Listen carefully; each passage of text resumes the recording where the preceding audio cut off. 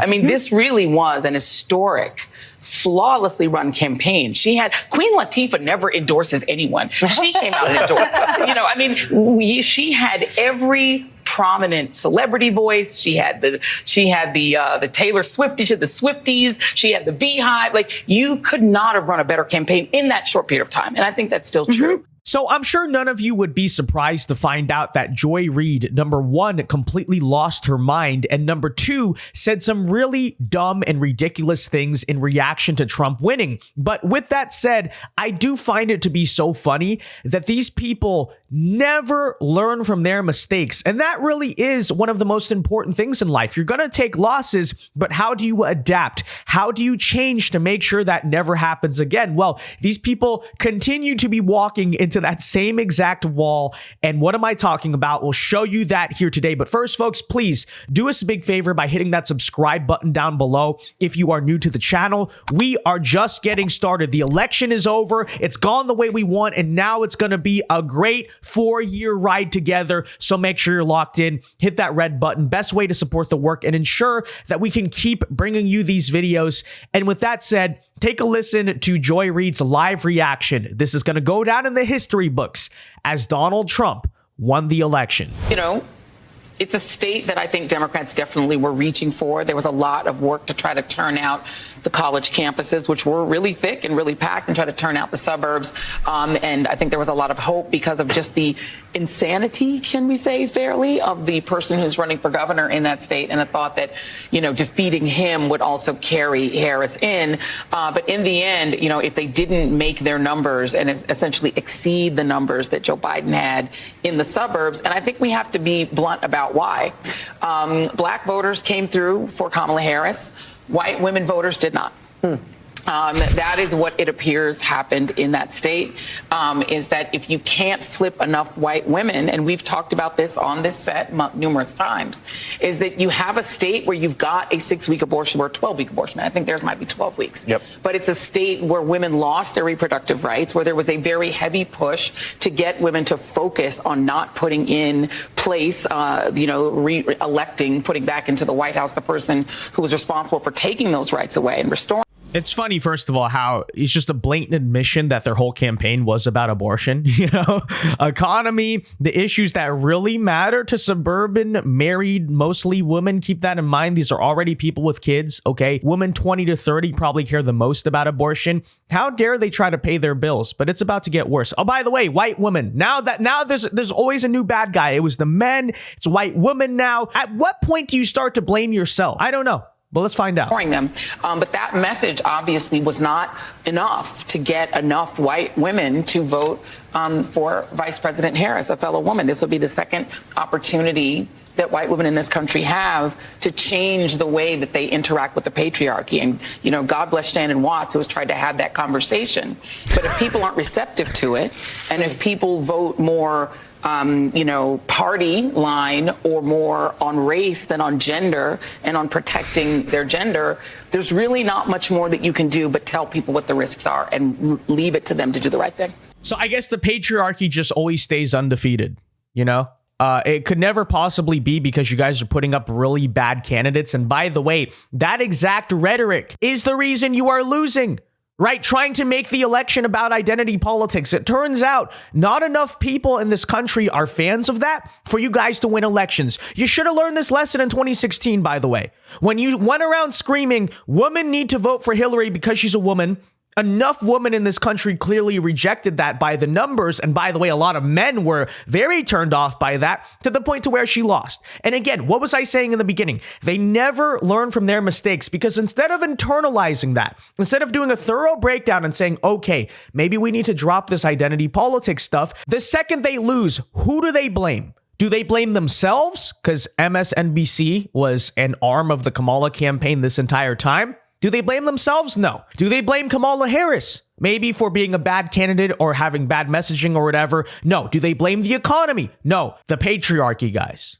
That's what it is certainly all about. And like I said, the total refusal to take accountability is about to get a lot worse. Take a listen to what Joy Reid says in this clip right here. And this, guys, is completely insane. And I think it's important to say that, Anyone who has experienced or been in the United States for any period of time and experienced this country's history and knows it cannot have believed that it would be easy to elect a woman president, let alone a woman of color. Let's just be clear. And nothing that was true yesterday about how flawlessly this campaign was run is not true now. I mean, she ran a flawless campaign, guys.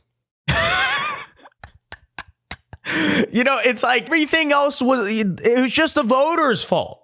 That's what it was. She ran a flawless campaign. Okay, Joy, then why didn't she win? That is the simple metric of, did you run a good campaign or not? Well, did you win? No. It must be the fault of just, okay, well, let's hear what she has to say. Again, the total refusal to take accountability. You're sitting there after losing. You lost the election. And you're saying not that just she ran a good campaign, she ran a flawless campaign.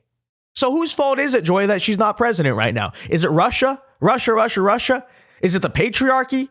Is it the KKK? Let's hear her out. This really was an historic, flawlessly run campaign. Queen Latifah never endorses anyone. She came out and endorsed. She had every prominent celebrity voice. She had the Taylor Swiftie to the Swifties. She had the Beehive. Like, you could not have run a better campaign in that short period of time. And I think that's still true.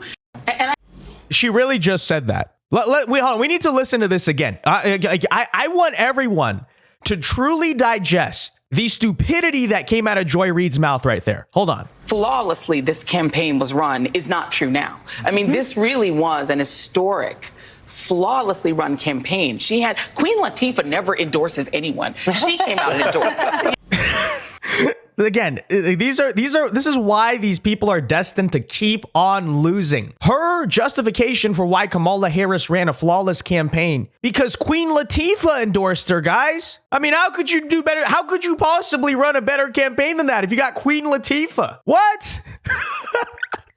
What are you even talking about? You know, it's just so funny because there's a lot of reasons Kamala Harris lost this election. You know, I'm not going to say it's just because of this, but a big reason, yes, is the wokeness, the anti-whiteism, the anti-maleism, if that's a word that has prevailed on the social left for a very long time. Let's be real. That's a big reason for it, right? People are turned off by the social agenda of the Democrats, the culture war, whatever you want to call it. And what does she go on TV to do in response? Double down on it. Double down on the wokeness, the anti-whiteism, the anti-maleism. And again, literally just one of the most insane things I ever heard. Like, the pure denial and total lack of accountability there on so many levels is just hilarious. And let's not forget the fact, once again, I'm going to repeat this right here. You, by definition, did not run a flawless campaign if you lost. Okay. But again, it's never MSNBC's fault. It's never Kamala Harris's fault. It's never the candidate's fault. It's the voters' fault. Keep running that for the next decade, okay? Let's see how that type of messaging works out for you, where you blame the people instead of the party and the candidates for actually having to appeal to them. Because that is the mindset, and that was Hillary's mindset. In many ways, although I would argue to some degree, they tried, it just didn't really resonate. But that was also the Kamala Harris mindset, right? I do not have to earn people's votes. I'm basically entitled to them. You hear MSNBC screaming about that. Oh, well, I can't believe women didn't vote for Kamala Harris. How dare they?